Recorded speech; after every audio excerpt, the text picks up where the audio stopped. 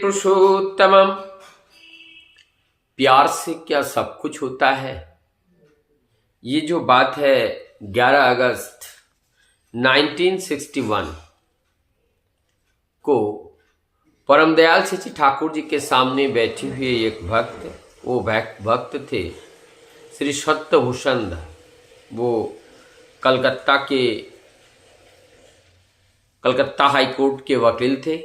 अपने साथ में मद्रासी बहुत सारे गुरु भाई को लेकर के ठाकुर जी के पास आए थे। तब ठाकुर जी से सीधा सीधा यही प्रश्न पूछे थे कि ठाकुर, ये लॉब से सब कुछ हो सकता है? ठाकुर जी कहते हैं कि जब ये जो लव है, लव जब कंडेंस होता है तब जाकर के उसमें एक विश्वास जन्म लेता है, और वो विश्वास जब कंडेंस होता है तब जाके एक निष्ठा आती है, अनुराग आती है।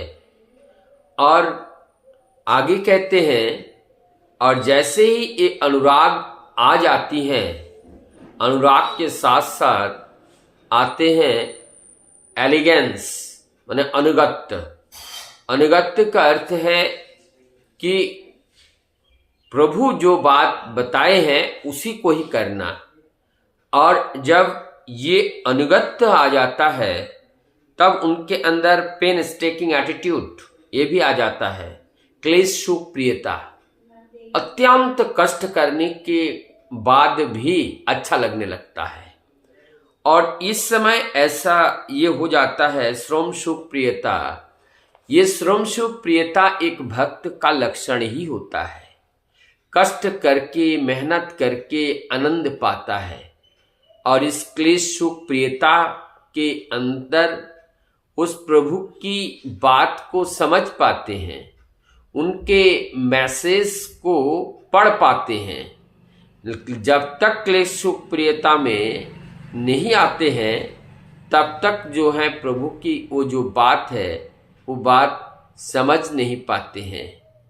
जैसे एक माँ अपने पति से इतना अत्याचार करने के बावजूद भी वहाँ पर डटी रहती हैं, केवल और केवल अपने गोदी में छोटा सा बच्चा जो पाल रहा है वो कहाँ जाएगा, उसका क्या होगा, ये देख करके अपने पति के घर को अपना घर मानकर हजारों दुख को सहन करते हुए वहाँ पर रहती है।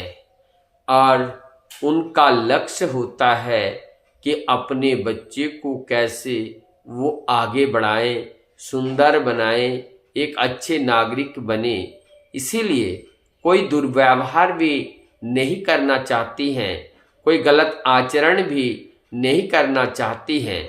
सब सहन करते हुए अपने ही ऊपर लेकर के ढो करके आगे बढ़ना चाहती है। एक भक्त भी ठीक इस तरह से होता है।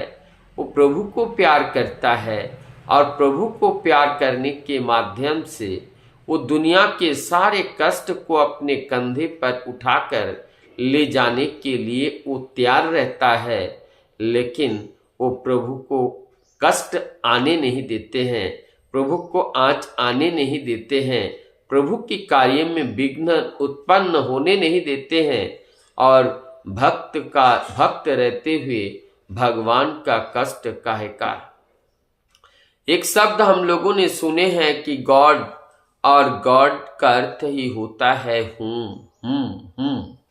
ये जो हूँ बोलते हैं, कई लोग बात करते हैं और हूँ करते हैं, यही ईश्वरीय शक्ति है, ये ईश्वरीय ताकत है।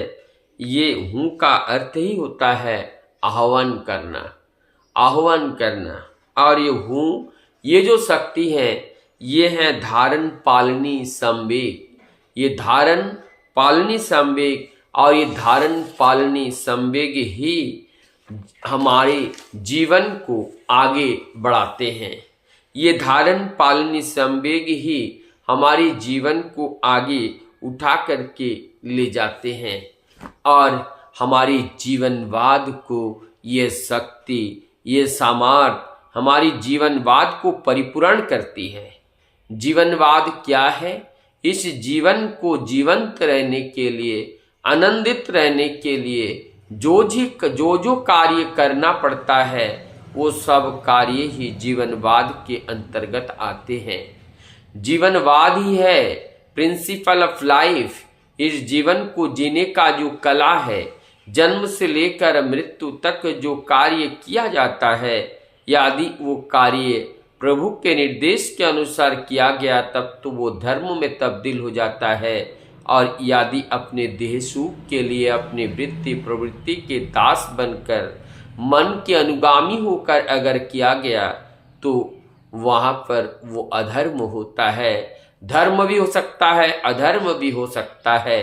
वो निर्भर करता है कि उस कार्य में कितना निष्कपट भाव से प्रभु के लिए किया और कितना कार्य हमने अपने देह सुख के लिए किया। देह सुख के लिए जो कार्य किया उसका कर्म फल बना, वो भोगना पड़ेगा। और जो प्रभु के लिए निष्काम कर्म के रूप पर कार्य किया वो उसका कर्म फल नहीं बना, उसको हमें भोगना नहीं पड़ता है। लेकिन जो अपने देह सुख के लिए कर्म करते हैं वो सकम कर्म है और सकम को ही हमें भोगना पड़ता है। आइए हम परम पिता को पकड़ करके चले, निष्काम कर्म करते हुए चले और हमारे जो कार्य है प्रभु को पाकर जो क्लेश सुख प्रियता है, इस क्लेश सुख प्रियता में हम अपने जीवन को बिताएं और अपने अनुराग के साथ, अनुगत्यता के साथ प्रभु को चरण पकड़ करके प्रभु को निर्देश को मूर्त करने का निरंतर प्रयास में प्रयासरत रहे। वही जीवन है और उसी में ही आनंद है।